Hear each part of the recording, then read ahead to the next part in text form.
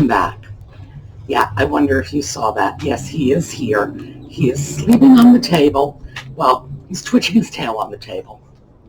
We are starting off today with a giveaway. We have 10 pair of earrings, and I'm going to show you the film clip showing each pair of earrings. You'll notice each pair is numbered. The first 10 people, just shoot me a comment on the video. Thank you, Stephanie. And I want to get these earrings on their way to their new homes within an hour. So let me know. Thank you, Stephanie. And then in the top comment, that will be a comment from me that I am pinning to the top of the video. I'm going to start listing names. And when I start listing names, if your name is there, you get up there and you follow the instructions on that comment. And then we'll see if we can work this out, because as I've mentioned before, it gets very frustrating to have these wonderful things that people are sending us, and to go through the whole thing of, creating a giveaway and, picking a winner, and then we don't hear from the winner. Or sometimes we hear from the winner and they don't get back. So let's see if we can find homes for all these beautiful earrings. All right. Now, this is a project video. I am going to have to remove Audie from the table and readjust the camera, because I want you to be able to look right down here and see my hands. So you might not be able to see my face, but you'll be able to see my hands. And Audie's butt is right where I want to be working, isn't it? I know, your butt is right there. Yeah, all right. Come on. Okay, I will be back in a minute. Remember, giveaway starts now. All right, when we come back, first thing, I'm going to show you the film.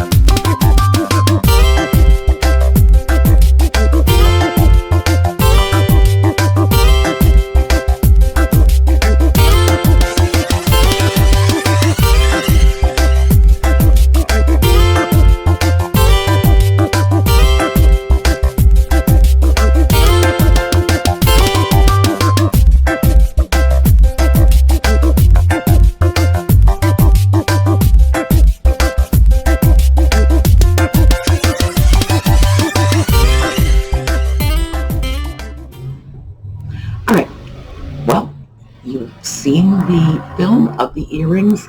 If all goes well, we will have new homes for all these earrings within the next hour.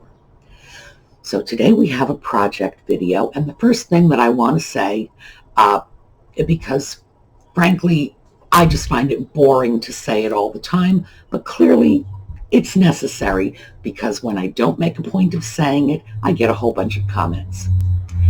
Whenever I do work that requires a mask or a respirator, And I do have masks and respirators.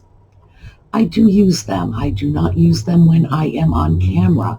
The reason for that is I need to be able to talk to you. And I can't talk to you through a mask or a respirator. And the reason I am not taking them on and taking them off and putting them on camera is because, especially for the respirator, it is a very time-consuming, complicated business. That means I have to comb my hair and this and that. And as I mentioned in the last video, most of what I do off camera. And when I'm not doing it on camera, I can put on masks and respirators. You need to understand that there is a difference between the way one works in a workshop when getting a job done and the way one will work if it's necessary to stop, to talk to people, to explain what's going on and engage in some conversation. So that's why I don't wear masks when I'm filming. So hopefully we can move past this. Safety glasses. All of my glasses are safety glasses, always have been. It's because I've worn glasses since I was a very, very small child, and they are usually on my face for a good 16, 18 hours a day. I need safety glasses because I do all kinds of things in my glasses. All right, also notice no jewelry. I ordinarily make a point of saying that, but here's the thing. Just because I'm not making a point of saying it doesn't mean that I suddenly decided I was going to wear a long necklace and strangle myself, or that I've decided I'm giving up my respirators and I'm just going to chuck them all in the Goodwill box. So let's bring some common sense to bear here. All right, one of the things that I was hoping we would have a chance to do, but we haven't yet, is repair of porcelain paint. And let me show you this piece. Can you see on the roof of our little structure? It's a little fishing hut, actually. Let me see. There we go. There, getting it. Yeah, I don't want to get the glare, but I want you to be able to see it. There's just a large chunk of paint missing. I would not ordinarily deal with this because I don't consider that to be extremely important. Yes, it is a flaw. Does it need to be fixed? Not necessarily, but given the fact that I need something to show you how to fix, it's going to get fixed. I'm using 2 colors of paint. Now, keep in mind, whenever you do something like this, there is a very good chance you are going to have to mix paints. And I would suggest you stick with a standard artist palette. It just makes paint mixing easier. I have burnt sienna here. Yes, we are burnt sienna and cadmium red. These are standard artist colors. And this is a medium body acrylic paint. I'm just going to dump a little out there. That's all I need. Very small. And I need a little tiny dribble of red. As you can see, this is actually not a bad match, but I am going to need a little bit of red. So what do? I've got my 2 little drops of color, and it's very small because we have a very tiny area. This, by the way, is a palette knife. It's a plastic palette knife. Goodness, maybe 50 cents a piece. I think I got this at Michael's, and it's very good for mixing colors. Ordinarily, you mix oils with something like this, but I can certainly mix acrylics, and if you are careful, you can even apply the paint with your palette knife. So let's take a peek here. Mostly we are dealing with the burnt sienna. There is a little tiny bit of cadmium red mixed in with it. And that is all I am doing. I am simply filling in the spot. Now, when I look at this closely, I can see that there's probably some black lines in there. I am not going to do that.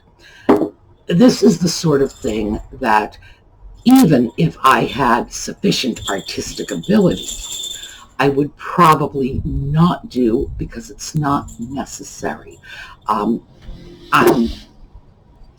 All I need to do is get rid of that white, reasonably match the color, and we are good to go.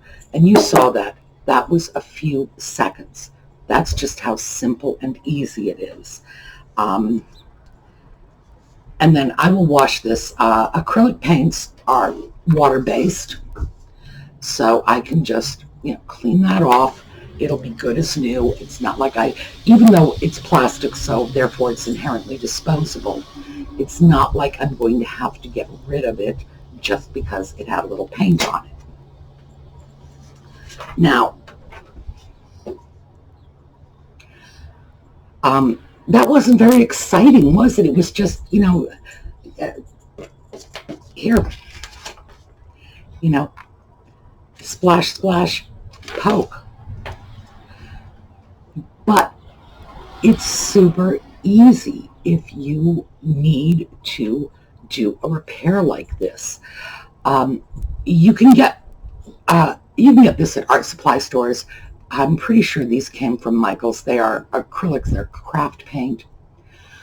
When I say to look at artist's colors, that's when you're talking about colors like cadmium red, burnt sienna, burnt umber, raw umber. It's just there's a list, and there are no. Oh, good boy. Yeah. I'm sure you can hear from the bells. Somebody was about to just jump right in the middle of the paint. Okay, well, we did it anyway. All right, let me get this out of the way. All right. All right, come here. Come on over. But come on over. If you come over, I will pet you, but I will also move you off the table. No, oh, come on. You're making me drag you. Oh, all right. There we go. Anyway, artist colors. Because, frankly, over the centuries, those colors have proven themselves to be the most versatile, which is why they're artist colors. So what I just did, mostly burnt sienna, a little cadmium red. You can usually tell fairly quickly. All you need is a good eye. You don't need any particular training. I am not an artist. I have no particular training. And of course, I don't have a good eye either. We've already pretty much established that as a fact. But a little bit of color sense will do it. So let's take, while we're waiting for that to dry, and it should be fairly dry already, let's take a look at this. We have a little chip right here in the rim of this. And we've talked about this before. This is Orly Nail Rescue. This is what I use to repair porcelain. It's basically an acrylic covering for your nails. I use it if I break a nail too. So it's a little bottle of many uses. It's a two-part product. It has a liquid glue and then a little fine white powder. And the way it works on your nails is you would simply paint a little on your nail and then stick your nail into the little tub of powder. The way it works here is we are just going to coat a little on our damaged piece. And then I'm just going to sprinkle some powder on top of it. And as you may notice, I have a piece of paper underneath to catch the spills. And then I will simply build this up. It's a very tiny little break, so it won't take long to build it up. just a little tiny bit of the glue.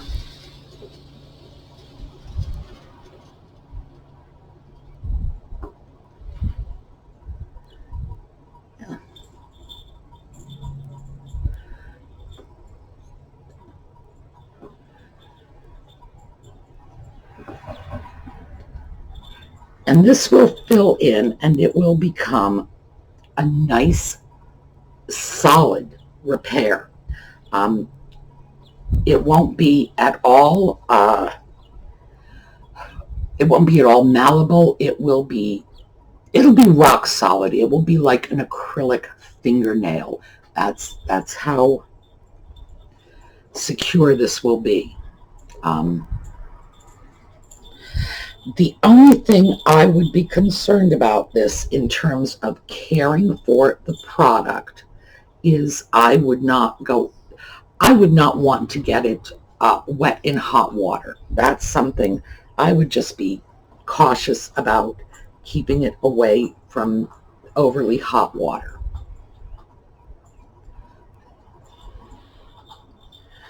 Now, when I get this up here close to the level where I want it to be, I'm going to start shaping it with my hands, with my fingers. The reason I'm going to do that is because it's much easier for me to shape it with my fingers while it's still malleable than it is to have to go in later with an emery board to file it down. So,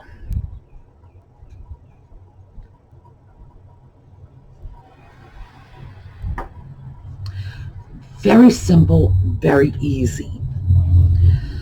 We've got a little chip here on this piece as well, and we're just going to fill that in.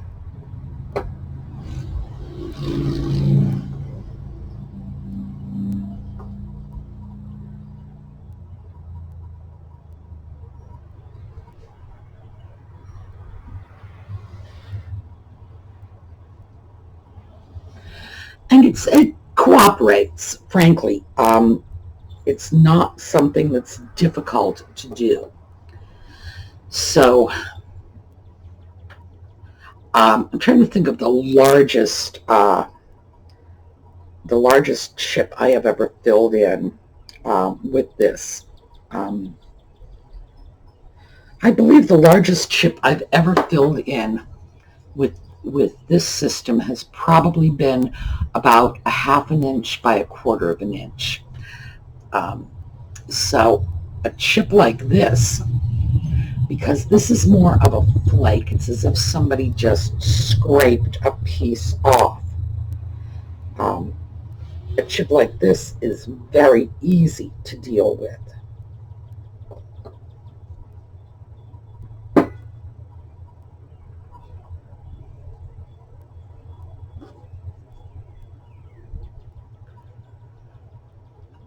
And once this is dry, what I'm going to do is, as I say, first I'm going to sort of tamp it down with my finger to create the overall shape of the repair. It's sort of to pat it into the little hole it's filling. And there we go.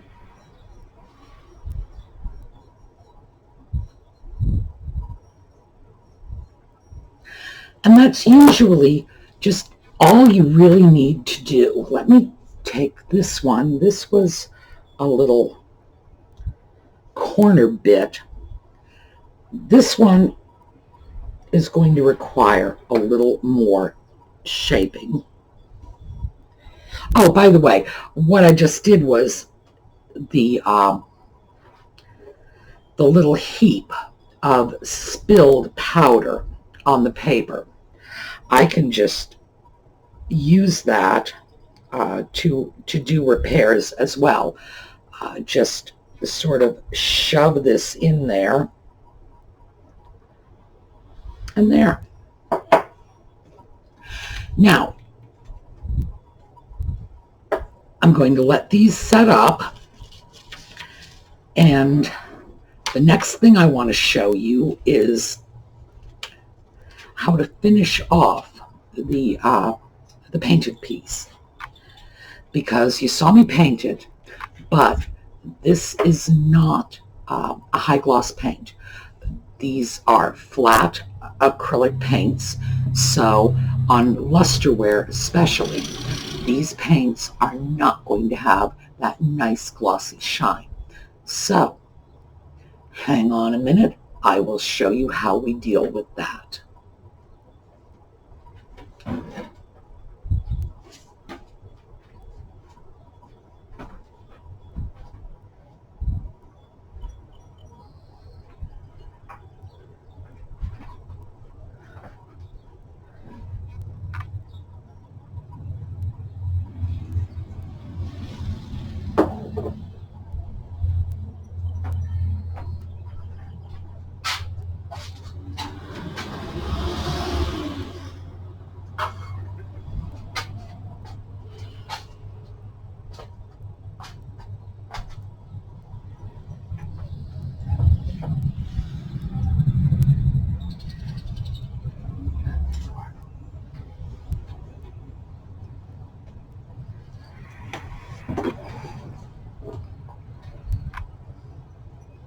Okay, this is clear nail polish.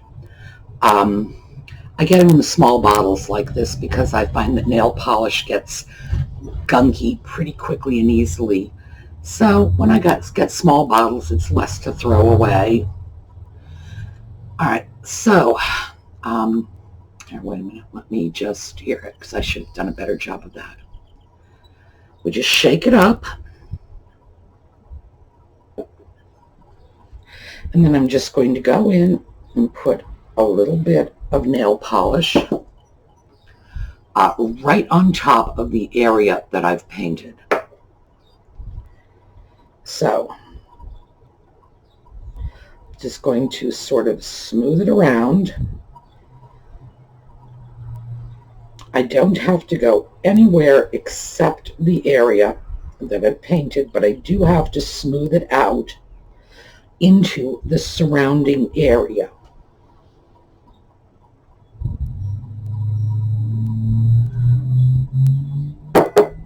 And that's it. So I think you'll agree that it couldn't be easier to do a little paint repair like this.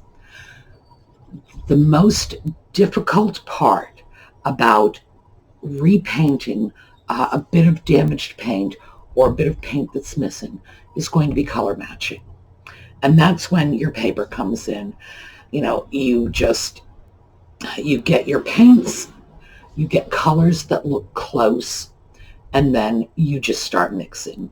When it looks good to the human eye, that's when it's good. And remember, it doesn't have to be a perfect match.